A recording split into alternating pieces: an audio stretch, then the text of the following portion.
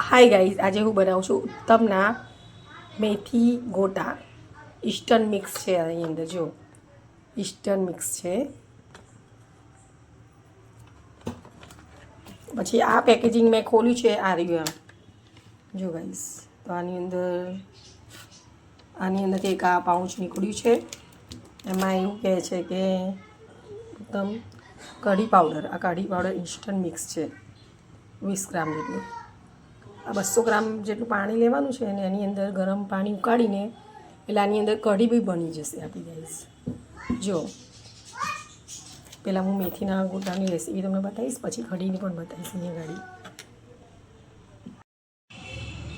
જો આ લોટ મેં આની અંદર હવે થોડું પાણી નાખશું અંદર, પછી મિક્સ કરશું.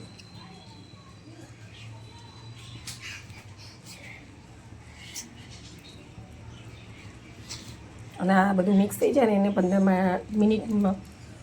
મિનિટ સુધી એને રેસ્ટ આપવાનો છે ગાઈઝ. પછી 15 મિનિટ પછી આપણે ગોટા ઉતારવાના છે.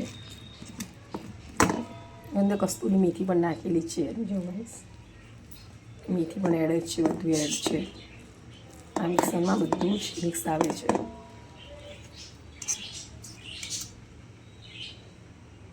બધું નાખીશ ખાલી આટલા. જે આ પેલું જે ભજીયાનું ખીરું હતું એ ખીરું થઈ ગયું છે તૈયાર. ઇન્સ્ટન્ટ જ છે. અને એ કઢી પાવડર અંદર આવ્યો હતો એટલે એ ગરમ પાણી ગરમ તેલ થઈ રહ્યું છે ધીમા તાપે. હવે શું કરવાનું? કંઈ નહીં, હવે ભજીયા એડ કરી દઈએ. પહેલાં જોઈ લઉં એક નાખીને. થઈ ગયું છે બેન. ફટાફટ ભજીયા ઉતારી દઈએ આપણે. ગોળ આકાર તો એમાં જ મૂકી દે. ગોળ આકાર એમ ગોળ આકાર બસ અમુક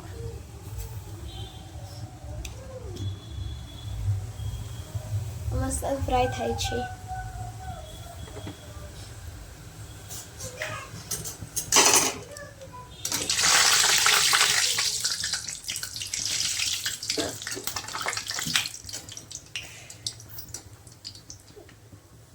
આજે અમારા દિવ્ય ગાઈસ,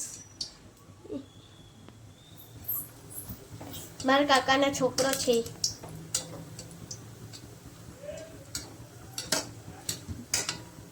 ભજીયા સરસ થઈ ગયા. બરાબર. આ ઇન્સ્ટન્ટ જ આવે દેવરાજ. બધું મિક્સિંગ કરેલું જ છે, ખાલી આપણે પાણીથી જ અંદર એડ કરવાનું છે. એક પ્લેટ લેતો આવ્યો. મસ્ત ફ્રાય થઈ ગયા છે ગાઈસ. ઉતારી લીધું છે ને આપણે એક સાઈડમાં મૂકી દઈએ છીએ. ગેસ ઉપર મૂકવું પડે ને. જો હવે આ થઈ ગયા છે. પલટાઈ દઉં હું એને. જો ગાઈસ, તમે જોઈ શકો છો તૈયાર થઈ ગયા છે. સરસ મજાના ગોટા ગરમા ગરમ. એટલી સરસ આવે છે ને. તમારે બી ખાવા હોય તો આવી જાઓ ગાઈસ, ફટાફટ બી મોકલી દઈશ. અને ગાઈસ, તમારે લોકેશન જોતો તો લોકેશન બી મોકલી દઈશ ને ગાઈસ. કરજો તમે ગાઈસ. તો જ તમને મેથીના ગોટા ભાવે છે કે નથી ભાવતા? જો દેવરાજ, આપણે મેથીના ગોટા તૈયાર થઈ ગયા છે ગાઈસ. તમારે બી ખાવું હોય તો આવી જાઓ ગાઈસ. હું તમને લોકેશન મોકલી દઈશ. કમેન્ટમાં લખજો તમને ભાવતા કે ના ભાવતા. અને તમે વિડીયોને લાઈક, ફોલો એન્ડ કમેન્ટ અને સબસ્ક્રાઈબ કરતા રહેજો ગાઈસ. Okay, by.